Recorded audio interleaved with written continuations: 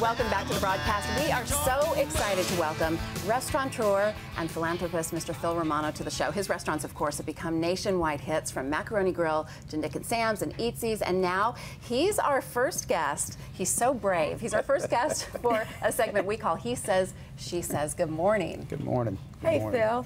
Okay, are you, I'm not going to see scared. Are you scared? No, I'm fine. You're not nervous? No, I'm fine. I don't think this man has ever been nervous, have you? I think you might. Except be maybe at the wedding. us. Maybe at the wedding, were you nervous?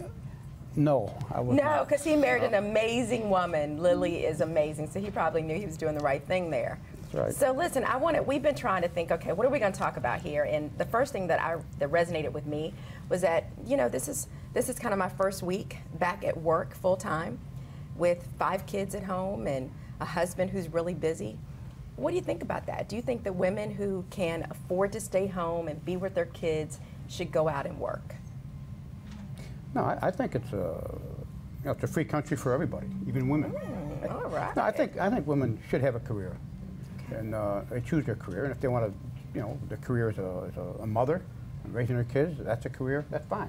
If they want another career doing that too, they could have it. Do careers. I mean, I find it like very boring just doing one thing.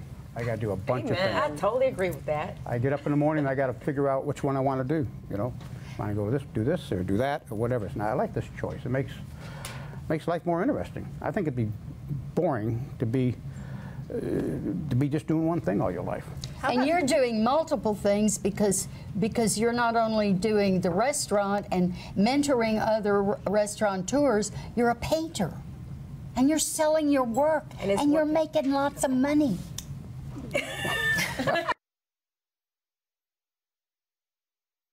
Life's hard. So let me ask you this: what if your wife wanted to go into business with you, and she said, "Honey, I want to come to work with you every day. I want to be part of everything." What do you think about couples working together? Can you mix business and pleasure?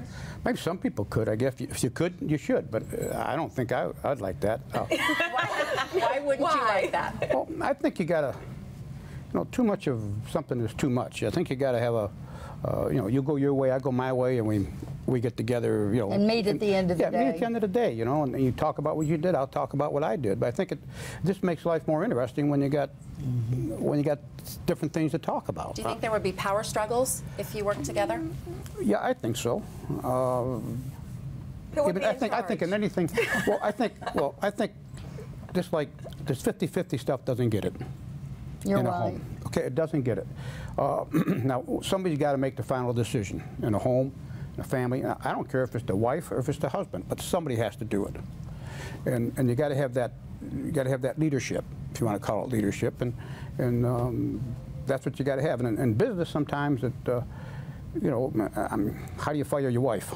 That's right. That's right. You're going to have problems at home, you know. Makes for a very uncomfortable house when you do that. If she gets mad at something at work, then she's going to be mad when you get home. And I want that to be a different kind of place. And that carries over. Easier time separating. You know, if they're mad about something at work and they come home and they let it go. Well, when I come home, I don't like to talk about what happened at work, really, because you know, it's been through it one time, and I just don't want to go through it again. You know, so if it's a good experience, then I'll talk about it. If it's bad, I just want to talk about it. You know, I just want to put it to rest and forget about it and move on. Do women talk too much about everything? Yes. Do you know what I mean? I think it's why we have jobs. Do we beat something to death?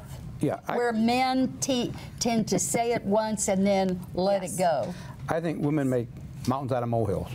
I think so I think too.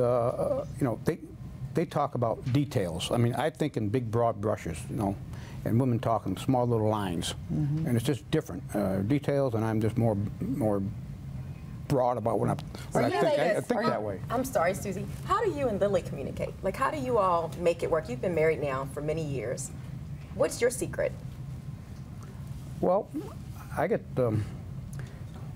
We got a lot of different things to talk about. We got a son we're raising, right? So that's probably the topic of our conversation all the time. It's talking about our son and what's he doing, what's so that, and so forth. So that's our life, and then we talk about things that she's done during the day, what I've done, you know, and in the morning when we get up, what's your day like today? And I'll tell her what my day is going to be like, and we go forward. And when we, at nighttime, you know, Uh-oh. wait, The lights go down. Hey, we know what's going on. I try to get all the talking.